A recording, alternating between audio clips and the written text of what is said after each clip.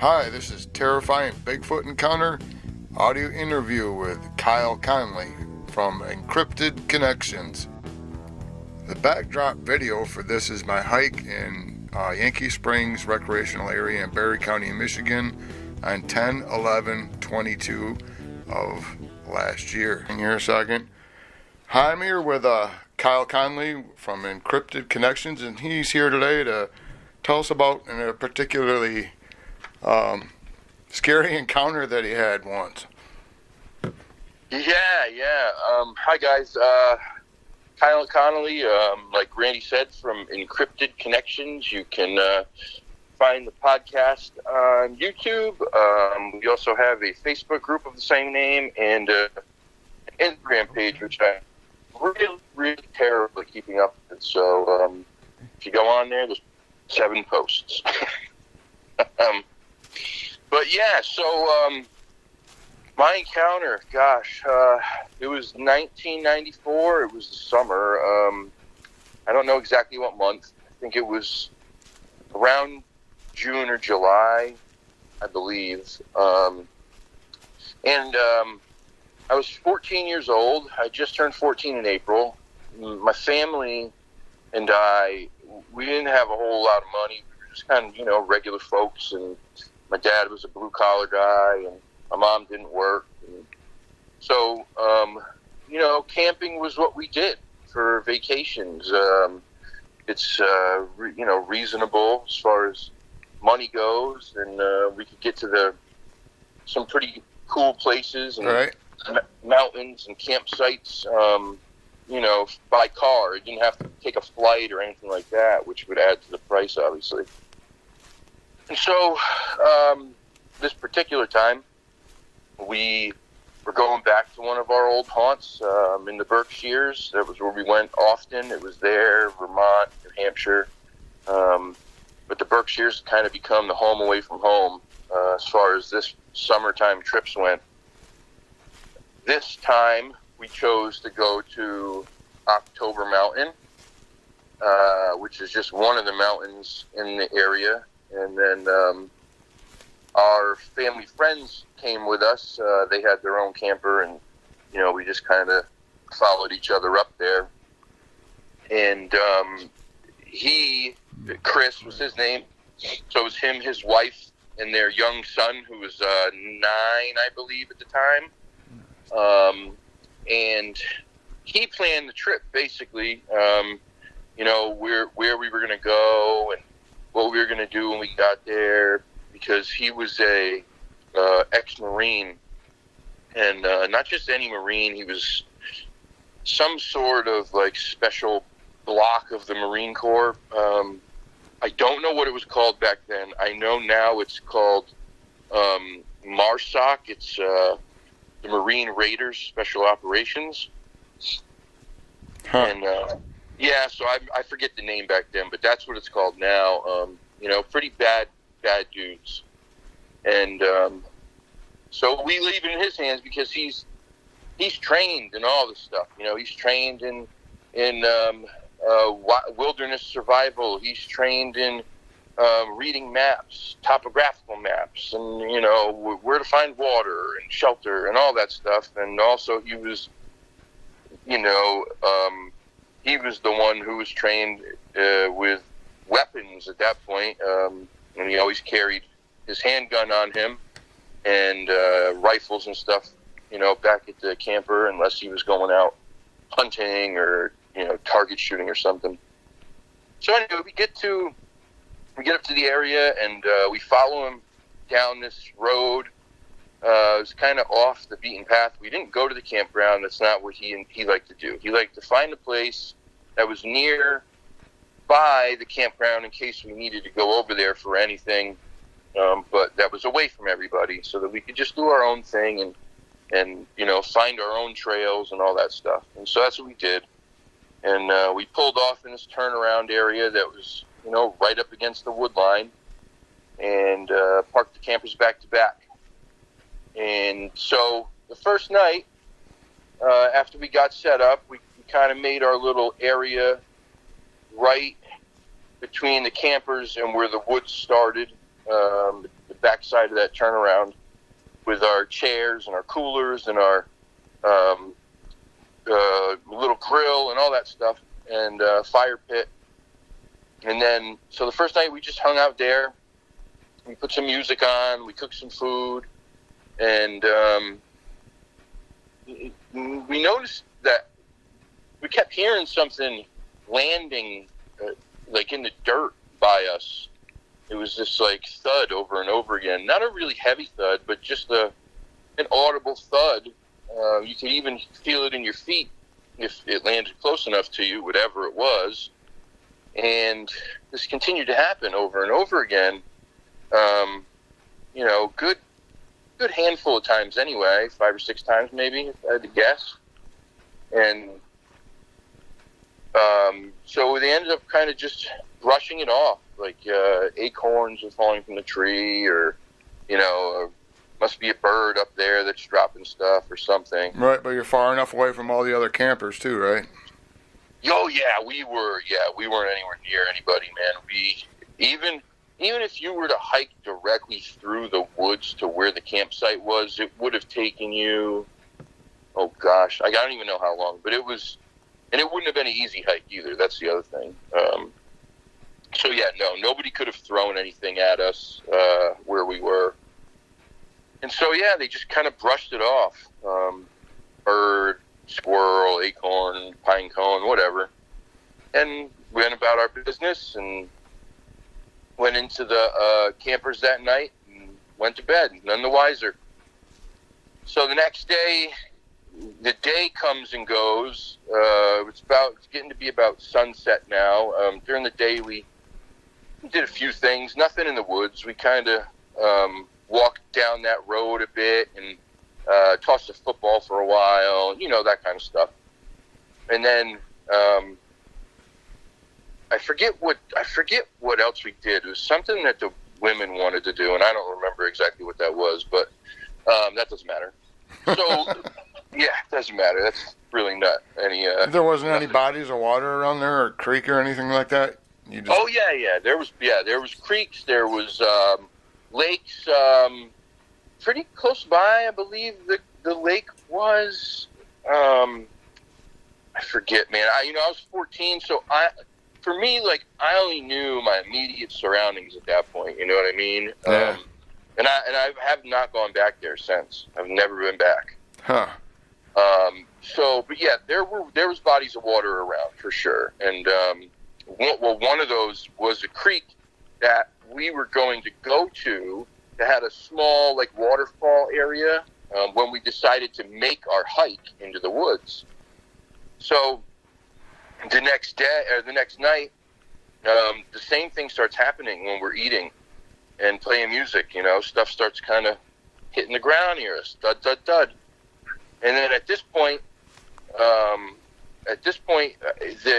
the dads are getting like kind of concerned, I guess, not nervous, but they kind of knew that something was a little off, and they kind of got mad. And I remember at one point them, saying something, hey, stop messing around in those woods, we got kids here. It wasn't too aggressive, but it was just in case. I guess they assumed maybe there were some drunks or something. I don't know. These are the things that when you think back on it now, it really seems so ridiculous. When you think about where we were, how far we were from the campsite, it really, these are some dark woods, man. Like, it would have been a 1 in a million shot that there was somebody that came through those woods to where we were just to mess with us by tossing stuff at us. In the dark with no flashlights going through the woods, yeah. Yeah, right. It makes all the sense in the world. And this is 1994, you know what I mean? Like, this isn't, I don't know. And for what that's worth, I think things were a little different then than they are now. You don't have, you didn't have, meth cookers in the woods and all that stuff. Not like they are now, but right.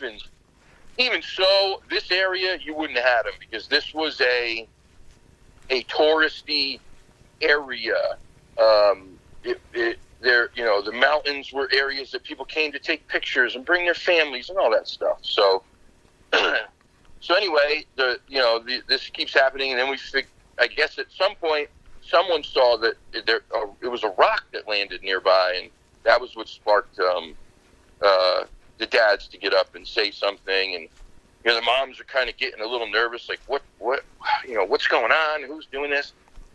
And the dads were just like, it's probably nothing. It's probably just an animal. It's probably just a bird. Again, brushing it off. One of my favorite sayings is, if you don't know, you don't know. And if you've never been educated on Sasquatch, that they exist, that these are their potential behaviors, then when things like this happen, you're going to write it off as something that fits what you know. Right, like bears throwing rocks down at Mammoth Cave. That actually was reported in Mammoth Cave campgrounds a couple of years ago. That bears were? Yeah, bears were throwing rocks, and then then they had the other incident the next year where the guy said, he was taking shots at a Sasquatch in the campground with a gun. He said they're coming up to their tents and everything. But there's people there that reported that bears were throwing rocks at them. I'm not kidding. No, these are the things, though. This is the stuff, right? When people don't know. Well, yeah, you don't know. What the, that isn't the first thing most people would think. Oh, there's a Sasquatch. Right. So for those people who are completely shut down to the idea that there could be anything out there like a Sasquatch, that their egos won't allow them to accept it, instead of stopping to think like, wait a minute, bears don't have hands and opposable thumbs, and then your brain tries to wrap itself around what's going on, big hairy thing in the woods that's throwing rocks at us. The only thing people know that may be around that size is a bear, and it's just this rationalization technique, and unfortunately it don't fit. No. It just don't fit. But so anyway, this is what's happening there is a bunch of uneducated people on the subject, in a place that we are familiar with, but we don't know, we don't know this place like our house. We don't know this place like our neighborhood. And we don't even know this place like our town. You know what I mean? Yeah. And so, the rock throwing stops. Starts getting a little darker out. We're playing music, hanging out, having s'mores, all that stuff. And the next thing you know, we hear Chris's dog is barking in the woods, and it's a good distance in the woods. It's probably, 100 yards, 80 yards, it sounds like. And so his wife freaks out. She jumps up out of the chair. She's like, oh my God, where's Skippy? Where's Skippy? And, he's like, whoa, calm down. What are you talking about? The dog's right underneath your chair. And sure enough, the dog was right underneath her chair. But I even heard it, I remember this. It sounded just like their dog, man. I mean, to a T, just like their dog. And I think that was when you're not going to be able to write this off much longer. The looks started coming over their faces. The women started getting more visibly nervous. And as a 14-year-old, when you see these things happening, it's hard for you not to get nervous. And so anyway, we continued to do what we were doing. That dog, quote unquote, quieted down in the woods, didn't make another peep. We go to bed that night, and I forgot to tell. The first night. When we woke up the next morning, we had left our coolers out and stuff from that night, and we had only eaten like peanut butter and jelly sandwiches for dinner, and and some snacks. And so in one of the coolers, we had a big jar of jelly. And when we got up the next morning, which would have been the second morning, that jar of jelly was out. And it was on top of the cooler with the lid off. Wow. And this is a big glass jar. It was a bear. Talking, it had to have been, right? Had to have been a bear. It was a big glass jar. So even if you want to go to raccoon, because raccoons can take lids off of things if they're small and easy to take off. And they always close them and put the jar on top, though. Right. They close the cooler and they put the jar right on top of the cooler. Yeah. Those raccoons, they're so darn smart. So that was another thing. So anyway, we go to bed this night, and in the middle of the night, Chris woke up to what he continued to describe as a bang, and he said it was such a loud bang, and it moved his camper so much that it felt like another vehicle had bumped him. He said that whatever it was that hit his camper, pushed knocked the stuff off the table, and pushed like the cot that his kid was on got like moved. Nothing crazy, but it moved during this. And he said it just freaked him out. He jumped up out of bed in his underwear, grabbed one of his guns on the way out the camper door, flew out the door, he said, and when he got outside, he was looking around with the gun and the flashlight, and he saw nothing. He said, I didn't see anything. But again, this is one of those things where it just baffled him because it made no sense. Made no sense. The only thing that there was to even corroborate this was there was a dent in the camper. A rather sizable dent. And so, anyway, we go to bed. Again, one more night. Weird things happening. No one knows why. People are brushing it off as something else. Next day is the day that we decided we were going to go for this big hike that we were going to go on. It was, I forget how many miles, but it was a considerable way, especially when you have a 9-year-old.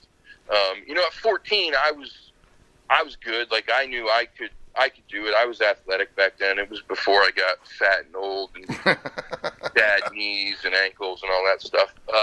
So yeah, I knew I could do whatever they were doing. And so we start to hike out, and we're walking down. I wouldn't say it's a trail, but it's an area that is in between these two ridges. It's fairly clear of any brush or overgrowth or anything, so you can make your way through it pretty easily. I would believe that there's probably water runs through there, maybe a small amount, like a very small stream if it rains, and it's wet enough. At this time, there was no water there. I don't know if we had a drought or whatever. I was too young to really pay attention to those things, but it looked as if, the water ran through this area, right in the bottom of this, between these two ridges. And so we're walking that area. I'm not good with time. Maybe, I would say between 10, 15 minutes. I don't know. I'm guessing. It's a big guess. And the same thing starts happening at camp. Something starts landing behind us on the trail, and it's always behind us. This is daytime, right? Daytime, yep. It's always behind us. It's always a couple feet to a few feet behind us, enough that you can hear it and feel it. But it's, never hits us, never in front of us. So how many people are on this hike then? You and the 9-year-old and the two dads, or what? Yep, the women didn't go. Okay. The women wanted nothing to do with the woods. Yeah. I don't think they wanted anything to do with the woods even before the stuff at camp happened. But you know, they come for when we take trips into town and they can go shopping. I think that's why they come.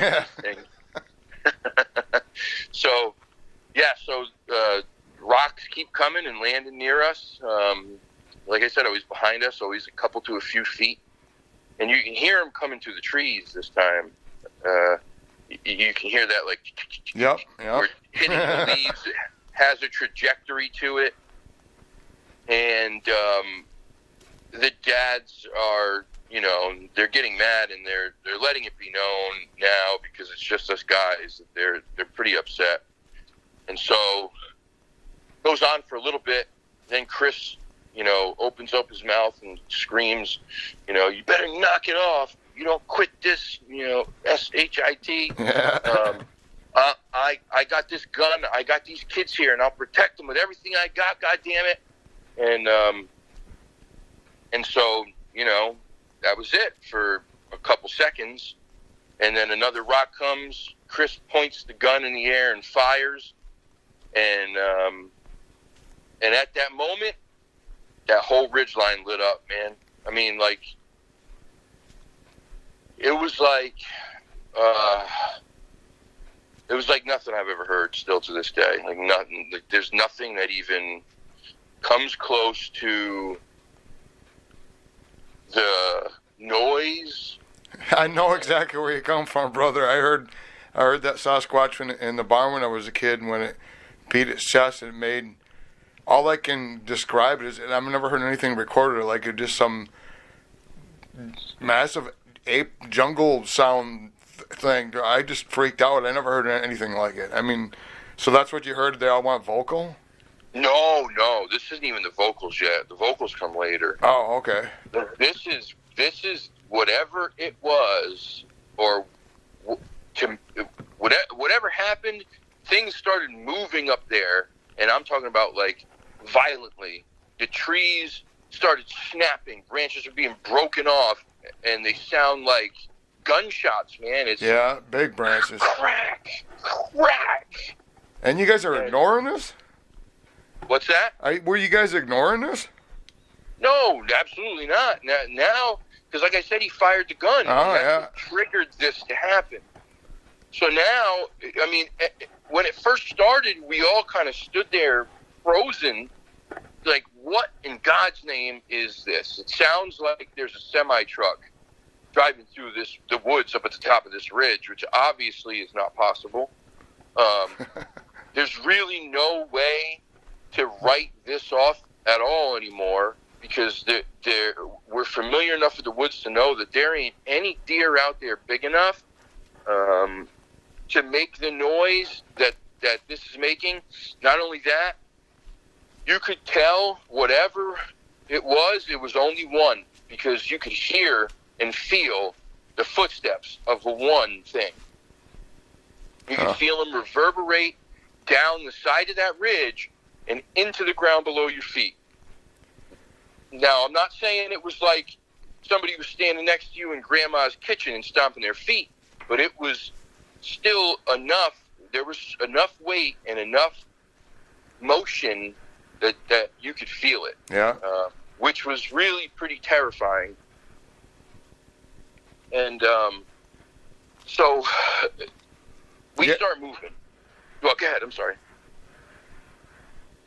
Oh no, I was saying that really puts it in perspective, because most people can, you know, gauge a weight, you know, that's something really heavier than even a bear or you know, like you said, you know, there's no elk out there, so, you know, you just know, and most of the time you can hear it's bipedal too. It's 1, 2, 1, you know, and it doesn't sound like a deer hoof either.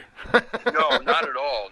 I was very familiar with animals, right? At least the ones around my area, because I spent so much time in the woods as a kid. As much as I possibly could, I was in the woods. I love the woods. I'm an animal, like, avid animal lover. So if I could sit in the woods all day from sun up to sundown, picking up salamanders, catching frogs, snakes. Yeah, me too.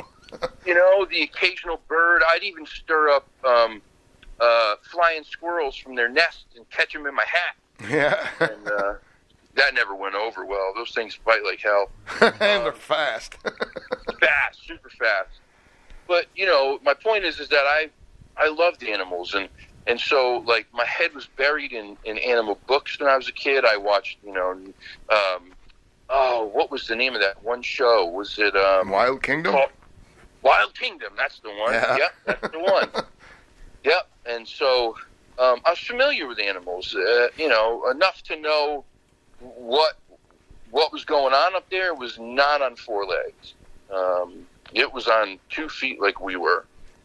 And so we start moving forward. And now, you looking back on it, you start thinking to yourself, like, why in God's name would you continue moving forward? But at this point, we had already been walking for a while. And so we were, I think, in Chris's mind, we were at a point where to turn around and go back would have been further than if we continued to go forward and then rounded the next ridge on our left, right? Because like I said, we had a ridge on our right, a ridge on our left. This thing was on top of the right-hand ridge, which was a little bit bigger. And so, hindsight being 20/20, I think his plan was, don't go back. It's further than it is to go forward. And if we go forward, we can round this ridge on the left-hand side and put that ridge between us and whatever was on the other ridge. All right, and then double back.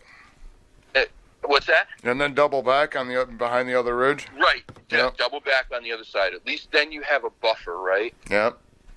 Well, that's not what happened.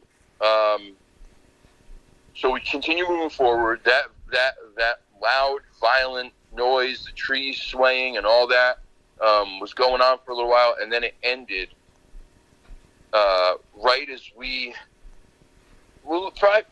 I don't know, maybe 50 yards before we started to round the left-hand ridge. And it got quiet, man. I mean, I'm talking about like dead quiet at that point, silent. And we round that left-hand ridge, and for 2 seconds we stopped to get our bearings, and, dads were making sure that everyone was okay. Chris was checking his gun.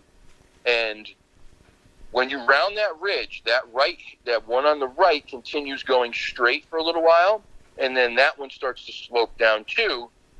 And then when you come around the left-hand ridge, it opens it up into a pine forest, like mostly pines. There's some cedars and some other trees, but it's mostly pines, and they're pretty spread out. You can see clearly through this thing. It's got soft needle floor and easy to move through, basically. But on the right-hand side, you still would have had the normal woods that we had been kind of walking through, and what was on that ridge, which is around here. It's just a lot of overgrowth and weeds and bushes and all kind of tangled in between the hardwoods in the area. Yeah. Really, really thick stuff, nasty thorns, and it's hard to get through any of it. And so that was to the right-hand side. And there was a visible, obviously, tree line difference between where that ended and where the pine forest starts. And so we stopped, we're checking each other, and then whatever made that noise, we're about to see it, because it steps out from that tree line.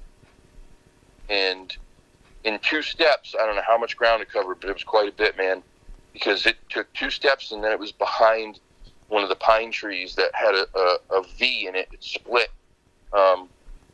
Not super close to the ground, maybe 4 feet up, 4.5 feet up off the ground is where the split started.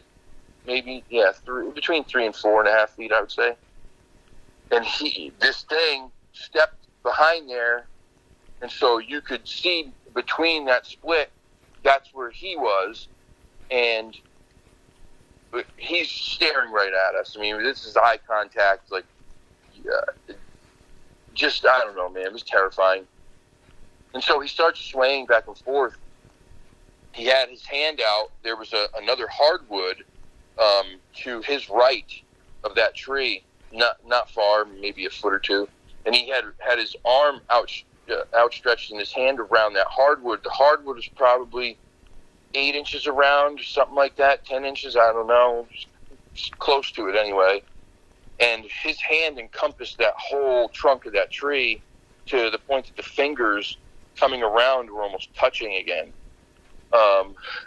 Mind you, they were massive fingers, dude. They were like sausages or bananas. I don't know. So he starts swaying back and forth, like really slowly and methodically, and not taking his eyes off us. And I say him because it was a him, man. He was built like a male. He had big wide shoulders. Like his bone structure was just nuts. He wasn't very heavily muscled like a bodybuilder would be, like real big, bulky muscles. More built like a basketball player, or like maybe like a swimmer. Really Olympic defined. athlete or something. Yeah, just very athletic, man. Very athletic, very defined musculature, but none of that big, bulky steroid muscle looking stuff. And he looked like a male in his face. His facial features looked male to me. He had a very short forehead, and didn't have a very pronounced like cone.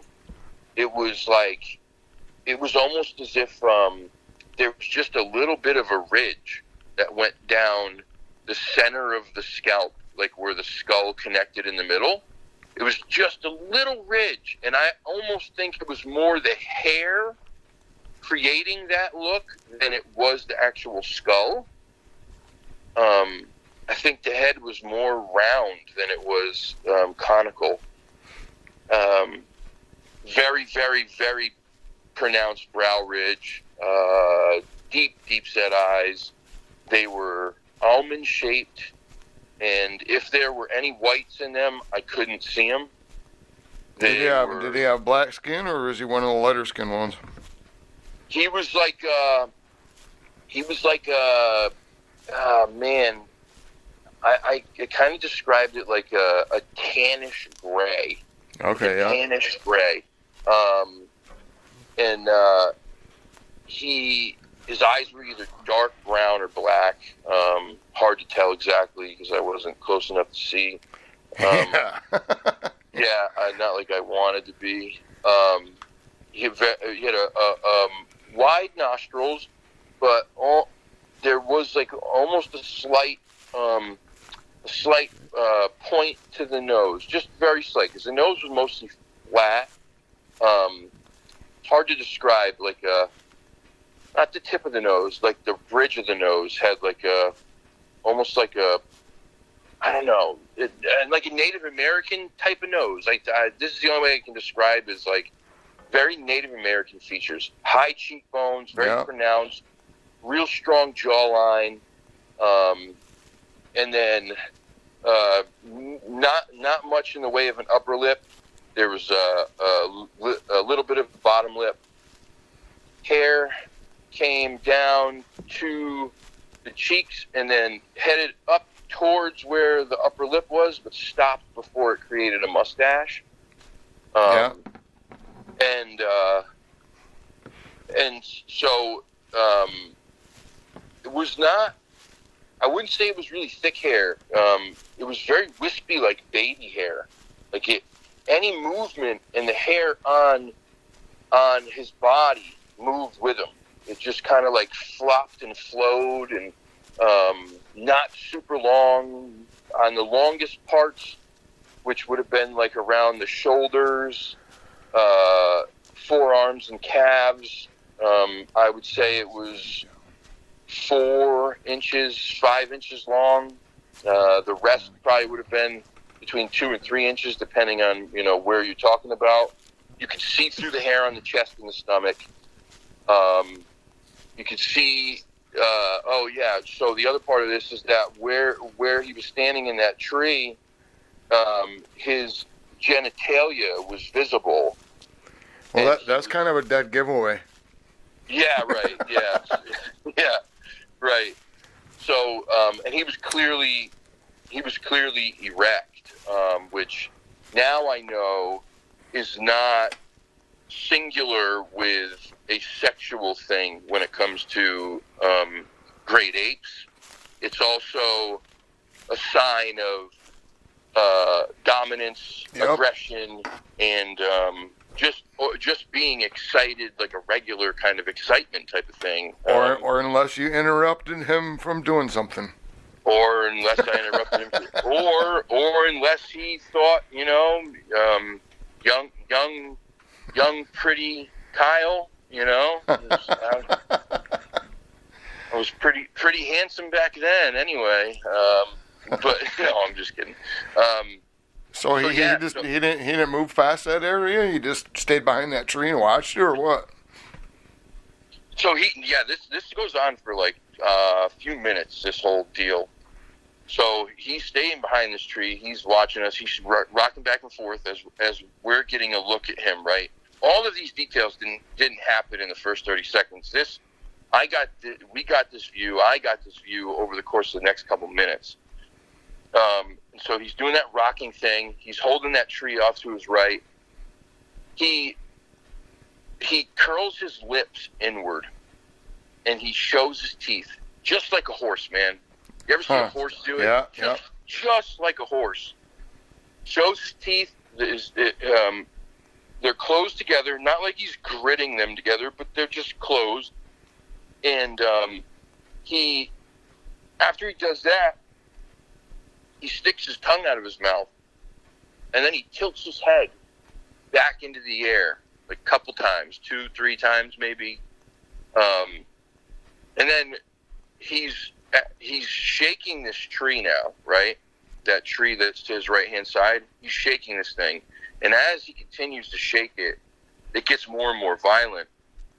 And I'm looking at this tree, and it looks as if there's a machine doing this, man. It looks there's like a piece of machinery was doing this, or like a Category 5 hurricane was there, and this tree is dead, right in the path of the wind. I mean, this thing is rocking violently, side to side. It appeared as if he wanted to.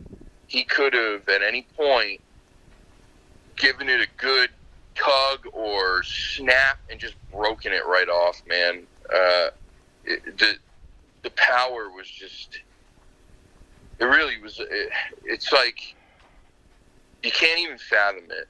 You can't even, these are hardwood trees. These are not soft trees. This is not some little sapling. Like, this is a decent sized tree, man. And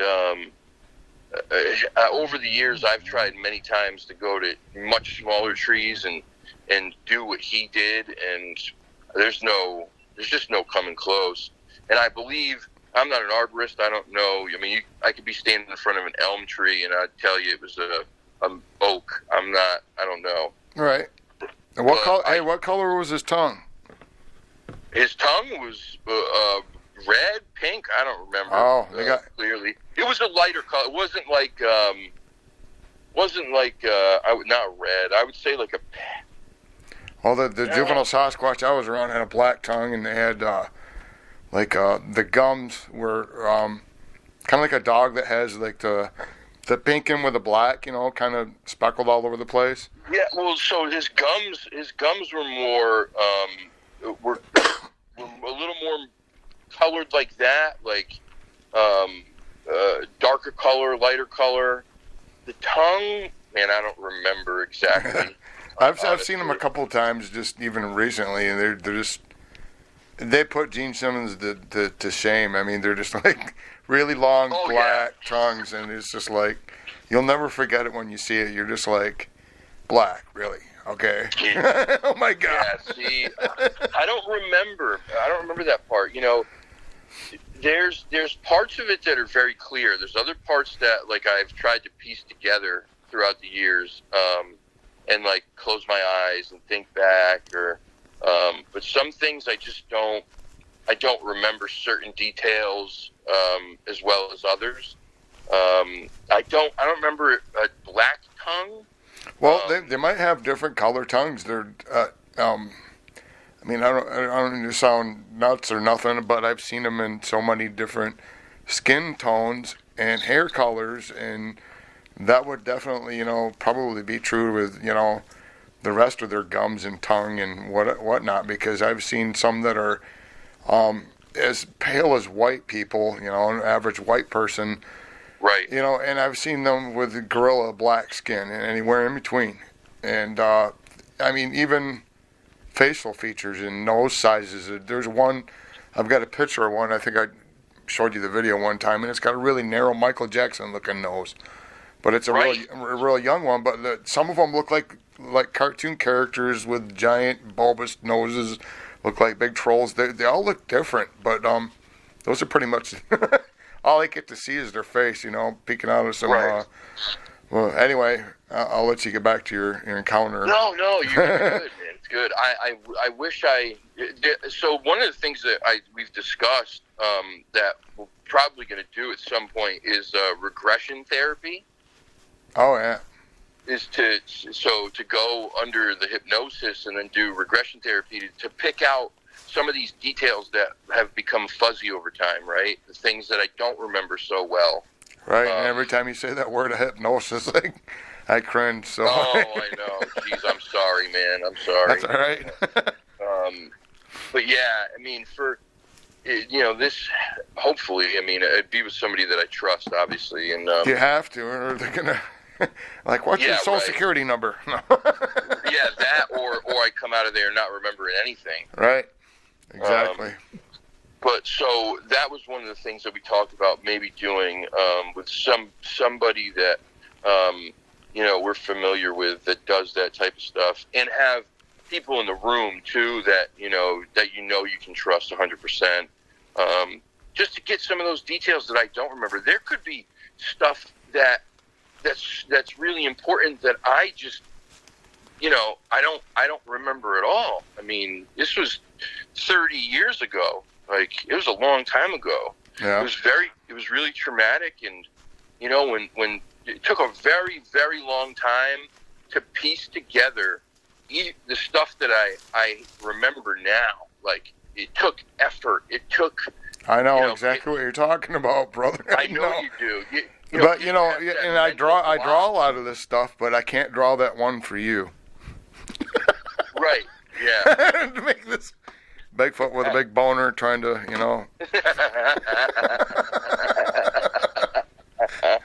That'd be funny. Oh, God. I'm not sure I want that picture. Oh. Jeez. Somebody would. Yeah, there's somebody out there who wants it. Again, I'm not sure I want to meet them either.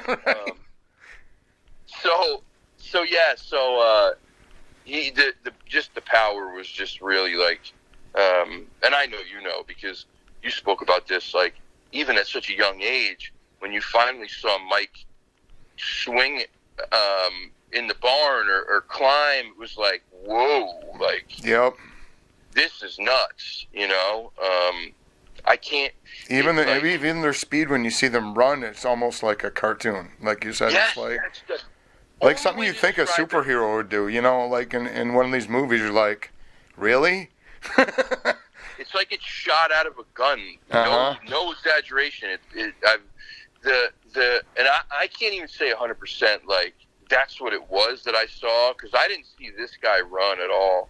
But I've seen things take off where these things are, and they're active and stuff's going on, and seen something take off. And it was just like a blur, man. Yeah. It was literally like a blur. And so, yeah, it's the physical abilities that they have are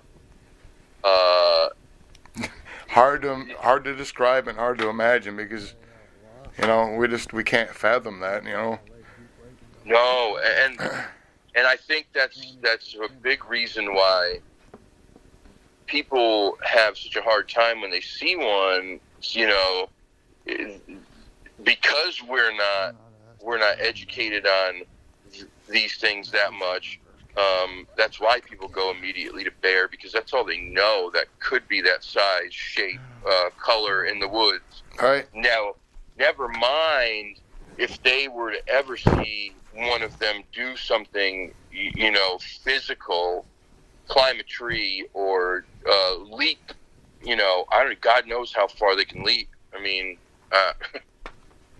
who knows? I mean, I would imagine it would be something incredible. It's just nuts, man. The power was just crazy watching him play with that tree. It was like it was playing, and it was the most violent swaying that tree probably has ever done in its whole life. And so then at that point, you guys still didn't turn around? No, we didn't. No, and that's the crazy part, right? So there was so much fear, in me at least, and I'm sure in the dads at this point. Chris had a gun in his hand, man, and this is a trained Marine special forces soldier. Like, he had a gun in his hand, and he didn't do anything with it. He didn't raise it. He didn't aim it. I don't even think he had a full grip. Like he probably, his finger wasn't even near the trigger. I think that the fear was so overwhelming for everybody that you just get stuck. Like, you don't know what to do. It's this fear of, do you run? And if you run, is it one of those things where it's going to chase me down from behind and get me? Or do you just stay here and be still and hope that in being still, you're not creating that predator-prey thing that a lot of animals have, that when a prey animal takes off, then the predator just instinctively gives chase and takes it out. And I think that's part of it. I think the other part of it was potentially the infrasound that you talk about, because there were times during this where I started feeling nauseous, where like I had started getting a really bad headache in the back of my head, like where my head and my neck meet. Yeah. And then that got exponentially worse when he made his vocal, which is what happened next. He had his fists balled up and was like, was kind of like, they were kind of swinging a little bit by his sides, and then like raise him up and like swing him down, and raise him up and swing him down. And as he's doing this, he's making these like, and then chattering and talking and that weird, like, samurai chatter. They describe it as like a demonic sound, or like, yeah. It's like that. It's like it's just the weirdest thing you've ever heard in your life. And then all of a sudden, just mouth opens so wide and lets out this. It's like, it was like multiple sounds in one.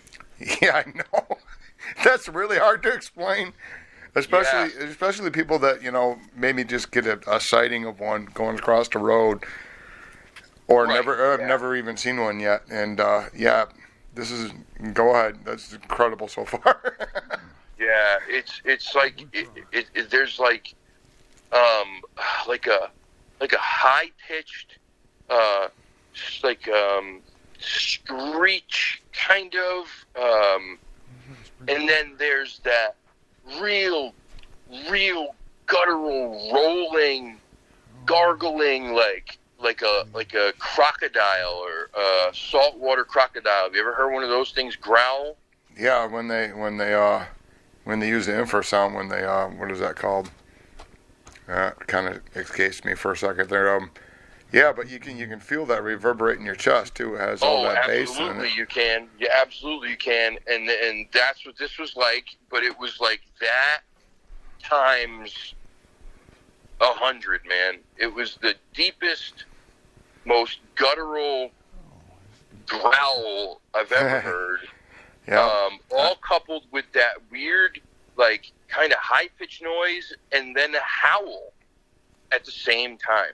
Like, all at the same time, man. It's a good way to describe it, but it's hard to imagine if nobody's ever heard that. But I know where you're coming from. I'm going like, well, that's better than what I can describe it. And it was just, yeah, I know what you're saying. It's just like there's a sound that you're describing that I've never heard recorded yet, that they can make, and that sound, you just described it to a T. And I almost wonder, though, right, because you were close to them when you heard it, right? Right. So were we. But most of these recordings of these howls and screams and stuff that people get are coming from so far away. I almost wonder if something gets lost. Probably in most of them, yeah. In that distance, when it's carried that distance, I almost wonder if you're not getting that acute noise that you would get when you're right there in person, man. Well, yeah, bass doesn't travel as far. It's kind of like a red light, and then, red doesn't travel very far, and bass doesn't travel very far, but the higher, treble notes and, like ultrasound, that travels really far. But bass, I guess it does travel through the ground quite a ways, but, not through the air, not like you can hear it with our ears. If we're like them or like most animals, and we could hear infrasound, that's, how, elephants and a lot of the, whales and stuff will communicate with that because it travels so well, but not to our ears, it doesn't. Right, exactly. So our ears suck. What's that? Our ears suck. Yeah, so do our eyes. Yeah, they do. But I almost wonder if there's something that gets lost, man, because it doesn't make sense that it's never been recorded, because I've heard things that sound like it, but only a part of it. You know what I'm saying? Like, yeah, I know what you're saying. It's missing those couple intangibles that you got when you were right there.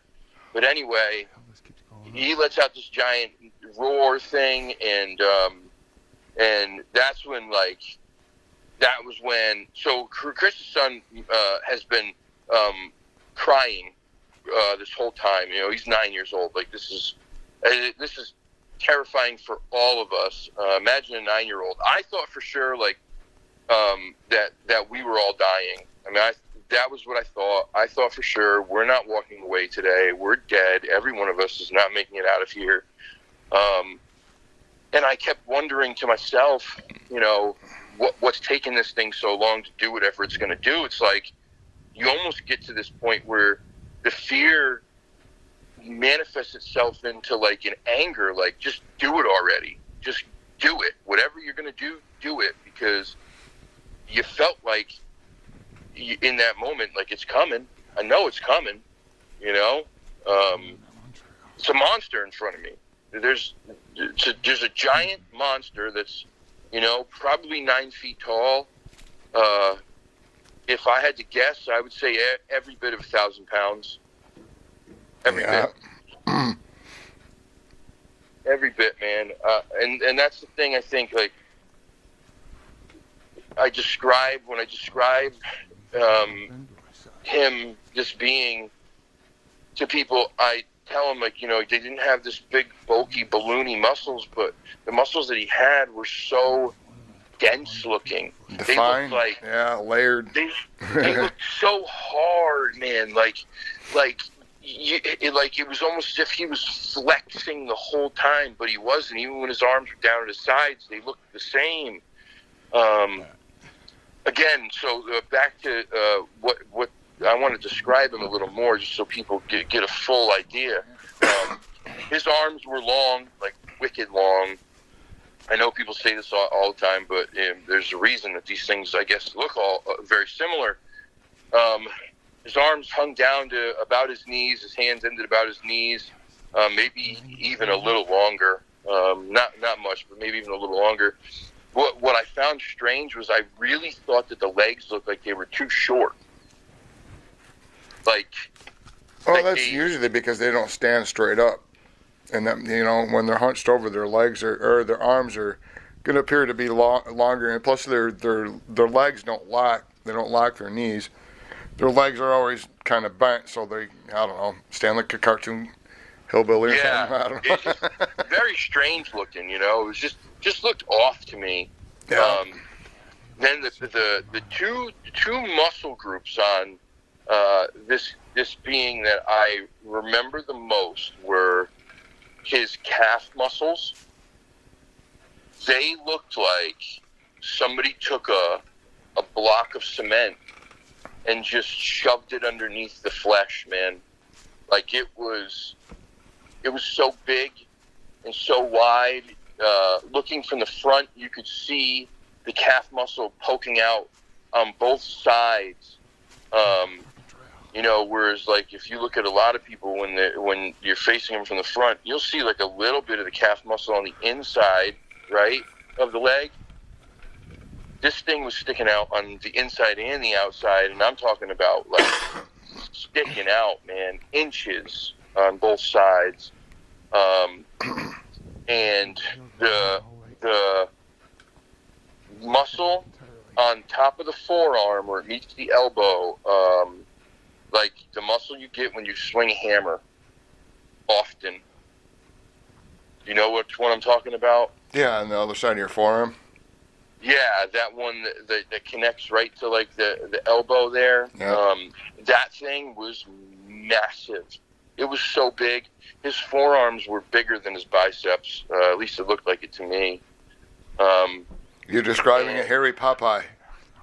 Yeah, I mean, really, that was what. That's, matter of fact, that's a really good description. I never thought about that before. But yeah, the forearms were like that. They were like Popeye forearms, man. They were huge. No, you know, very, very, very short neck.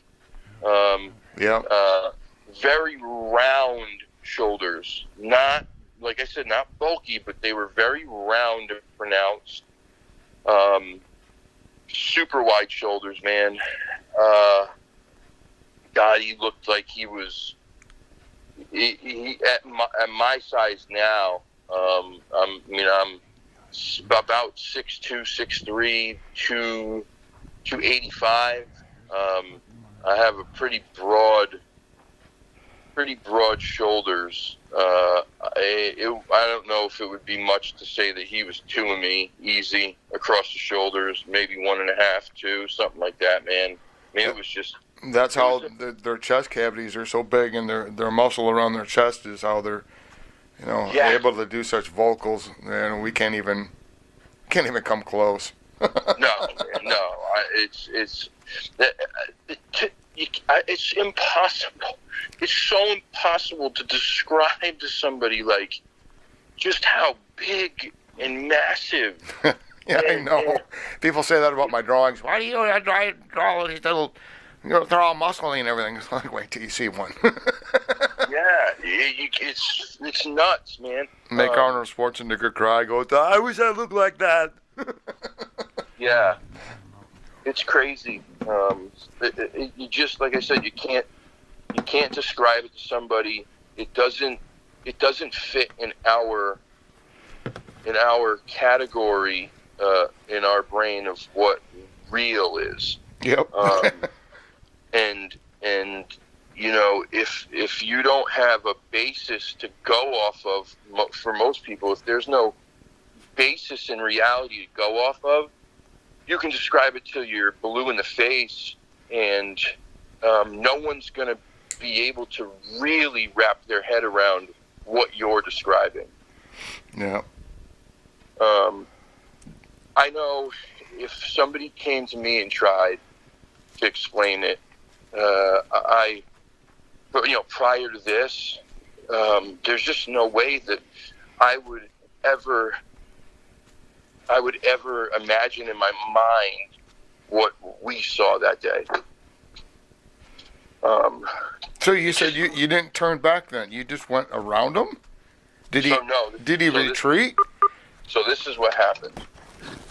So he was standing back behind that tree, and we, like I said, we were kind of stuck out of fear, not knowing what to do. And as we start to decide, once that howl comes, I think the howl was what hit us with the infrasound, like the full infrasound. But then when it stopped, or when it was, ending, is when everyone kind of started snapping out of whatever it was that was keeping us there. And, Chris was like, all right, it's time to move. And we start moving to our left. Again, still hugging that ridge. I don't know why, what the thought process was now at this point as to why we're still staying there, why we didn't go back around. I don't know if maybe he thought there was more than one of them, but we start hugging that ridge, and as soon as we take our very first steps from maybe 60 yards away, behind this in this thick patch of brush, another one stepped out and starts walking directly towards the male, making its way by taking a few steps and then kind of slowing down or stopping behind a tree or a cluster of trees, and doing this again. But we didn't stick around to see what happened. As this one's moving towards him, it starts making noise too. Like directly, it was almost as if it was like directly at him, like it was telling him something, and then he quieted right down, stopped making any noise, and went back to standing, kind of behind that tree, not fully, because now we're in different positions, so he was kind of half behind it and peeking out just like the side of his face. And then we just got a look, and this was a female, and it was a brief look because we left. As soon as we realized that she was moving towards him, he looked like he was stopping and calmed down. We thought this is our chance to go. If it's not our chance, we're going to have to take it anyway. And so we start to leave, and all I can tell you about her was she looked completely different from him. Her hair color was different. Her body shape is completely different. She had deflated breasts. Yeah. She had a little pooch for a belly. She looked postpartum. She looked like she had given birth a number of times, or maybe had just given birth recently. She looked feminine in her face. Her features looked feminine to me. I know that sounds crazy because, we're talking about a giant hairy creature, but if they can look feminine, this is what I would imagine a feminine one looks like, a female one looks like. But she looked much more like a Patty type in the face, and he looked way more to me like a caveman and an ape and a Native American mixed together. Yeah. And then that was it, man. We left. We took off as soon as we got into the brush line, where we felt like, I guess maybe the thought is they can't see us move well in here, even though looking back on it now, I'm sure they could see every move we made. And then we got around the ridge and headed back, and the whole way back, you could hear what I'm assuming was them.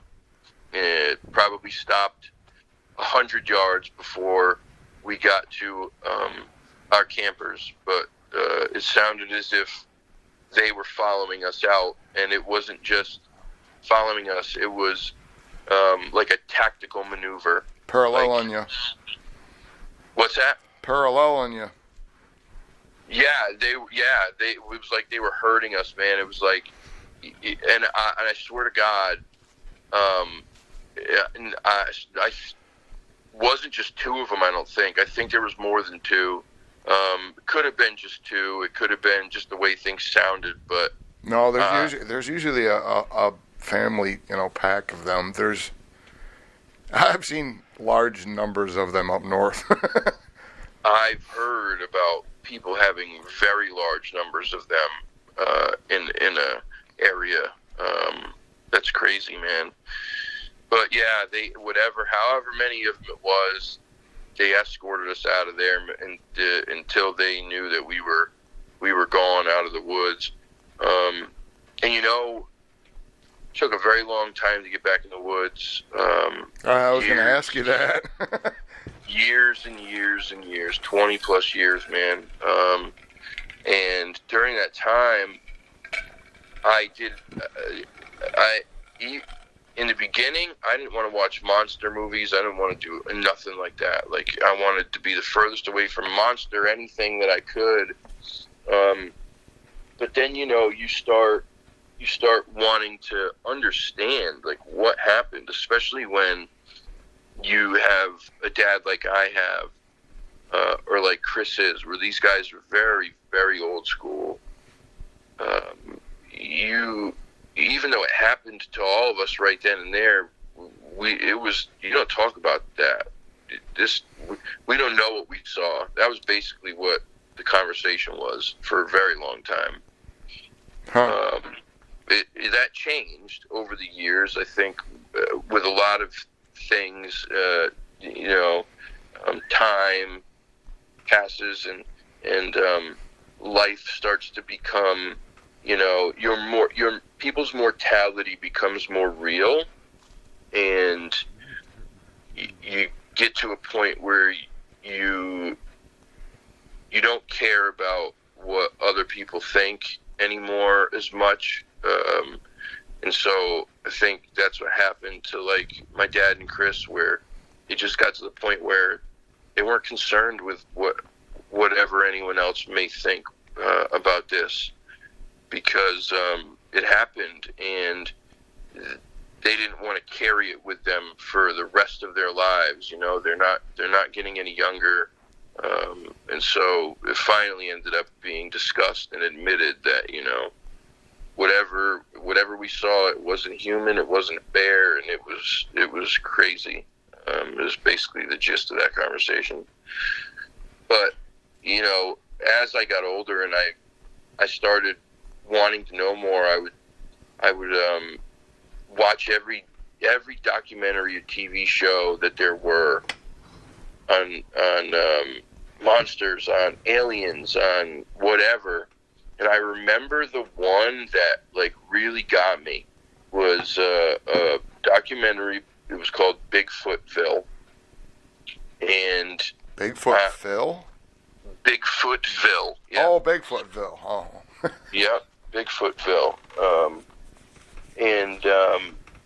So I remember watching that, and it was the first time that I had seen anyone describing something similar to what I saw. And not just describing it, but they were talking to other people about it. It was, it wasn't exact, but it was the closest thing I had seen yet. And it was all in this one town in Oklahoma is where these people were seeing these things. And so for the first time I thought, like, wow, like, this sounds like a Bigfoot. I just didn't know that this is what Bigfoot could look like. Right, yeah. And I thought every one of them had to look like Patty if there was more than one of them. I didn't, you know what I mean? I didn't know. Yeah.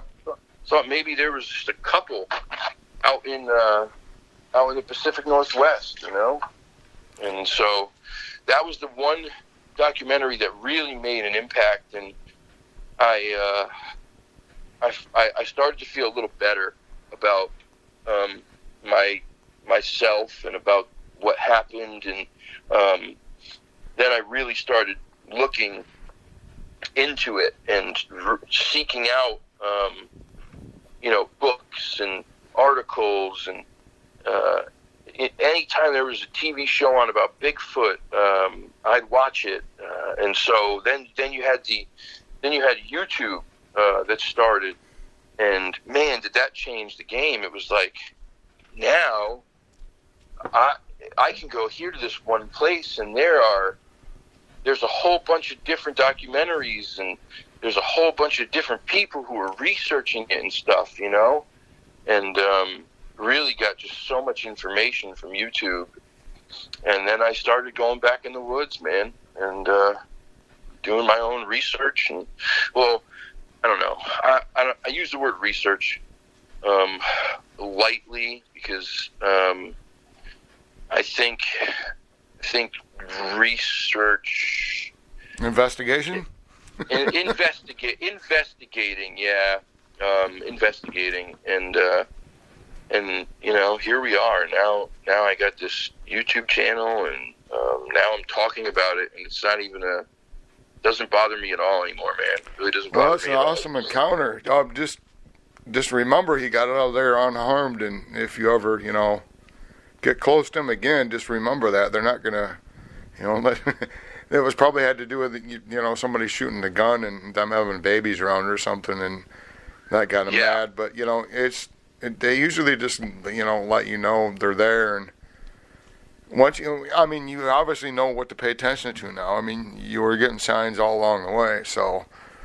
Right, yeah. And but I used to think the same thing, and I was scared when I started researching again, or investigating, and going out in the woods and going out by myself. And coming out alive, I realized that the attitude you got to have is not have fear, and you're going to have to trust them, that they're not going to hurt you, and know that they're not animals, that they're, they can think. So, they're not just going to attack and, like a mad dog or something, I totally agree. And this is something that I say a lot. I don't claim to know everything, because, how can I? But what I can go off of is my experience and the experiences of so many other people. Even though my experience was an aggressive, a show of aggression, I guess you could say. Yeah, you could say that. It wasn't violent, and it wasn't like he tore your arms off and beat you to death with them. Yeah. Right. Oh, my dog just. Oh boy. I'm sorry. I knew this was going to be a problem. It's all right. Not you. You're good. You just got sick. Uh-oh. Sorry. But yeah, it was not it was nothing, if the thing wanted to do something, it could have done whatever it wanted to. Point blank, period. It didn't, it was within yards of us, and with the physical abilities, we all would be dead right now if it wanted to kill us. And it didn't. And it had every opportunity to, just like so many other people end up coming into contact with these things. I hate saying, I don't know, I let that word slip so often. I hate using things because it sounds very pejorative. And they're beings, the forest beings. And people walk away. Now, I don't know if there's instances where somebody's in the woods by themselves and they don't. I would liken it in my theory. I would imagine that they are very much like us, where the majority of them are good and they have good hearts. I'm sure there are the rogue ones here and there, right? I'm sure there's a rogue one probably that's somewhere way out a national forest somewhere away from where the rest of the clans are and the families are, because I'm sure they don't want that thing around either. And they wouldn't survive very long alone, but there's a possibility of them, and there's ones that, you know, are going to have attitudes because, you know, man does, you know, things like cut down forests and shoot at them and scream and yell when they see him, and, you know, it's always been a bad encounter because, like, they are pretty scary to see, and it's really hard to comprehend all that in your first encounter, especially if you don't know what you're encountering. Sure, yeah. That's basically what my whole life is going to be about, is trying to, you know, get people educated a little bit, you know. You don't got to go shoot them. You don't got to provide a body either, because the government has plenty of them. I'm sure they, you know, I know they at least got one for me. You're right. Oh, gosh. You know what's crazy, Randy? I got to tell you this real quick, man. So on my show about a week or two ago, are you familiar with Donnie Miller? Yeah, it kind of sounds familiar, but so he was on Bigfoot Odyssey, Kerry Arnold's show when Kerry was alive, and he had this crazy encounter, man. That, like, it was one of the scariest I've ever heard in my life, if not the scariest. But anyway, he's a friend of mine, and he came on the show again because he has regular activity down on his property. Well, he has a gentleman who does, who gets these articles for him, and they're like articles or stories of Bigfoot encounters and experiences from all over. And so he says, hey, would you mind if I read one of these on the show tonight? And I said, no, absolutely not. I'd love to hear it. And he starts to read it. And I immediately go, hey, I know this story. I said, I had him on my show before. And it was your story. What? It was your story, man. And you know what's crazy is he starts reading it, and when I say I know this story, I had Randy on my show. I said it was one of the best episodes we ever had. And Donnie was like, "Oh, are you sure you want me to read it again?" I was like, "Absolutely, I want you to read it again."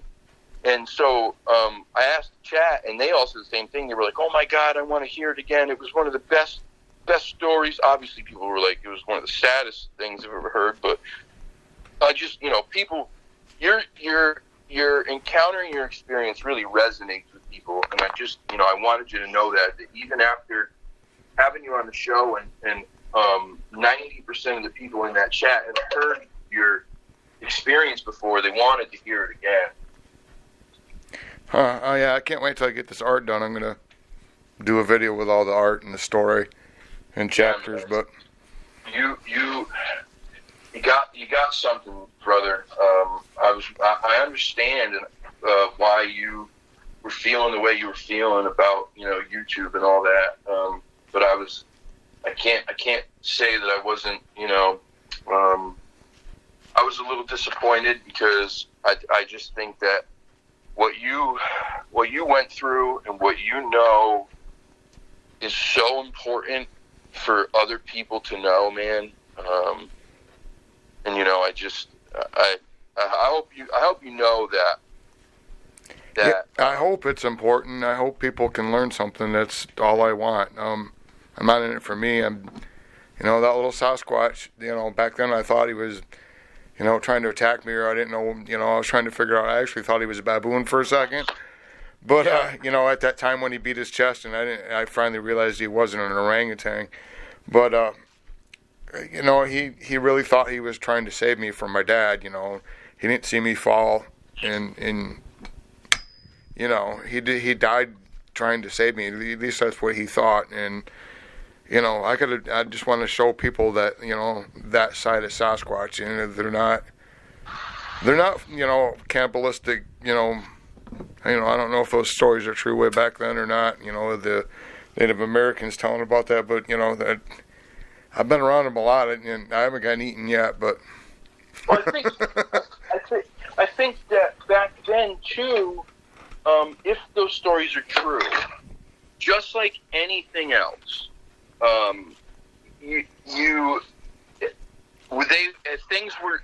everything was new, right? Yeah. So we were new to them. They didn't know what we were. They weren't sure what we were, and we didn't know what they were at all. We still don't. You know, we still don't. I mean, we have at least some. We have some stuff to go off of now. We have years of at least people's encounters, and you know, we have some DNA evidence and that kind of stuff. Whereas we had none of that back then, and even if we did, the Native Americans didn't know how to interpret anything like that. No. So I think when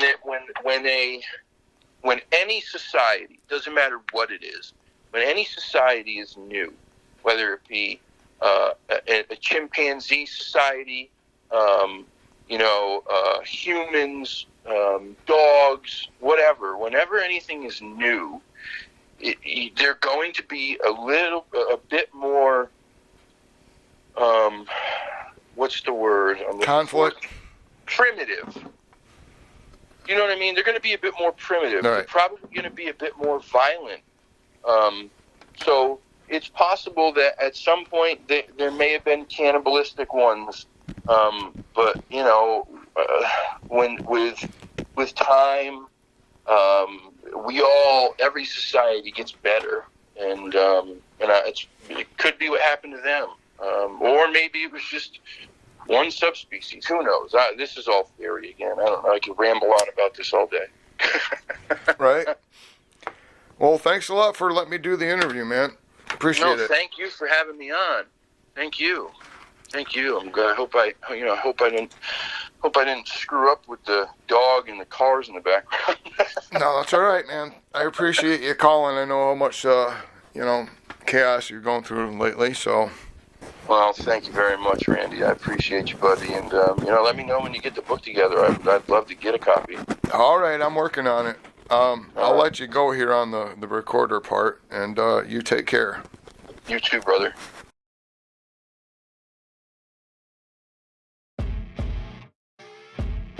Hey, thanks for watching. Please like and subscribe. It helps the channel. Appreciate it.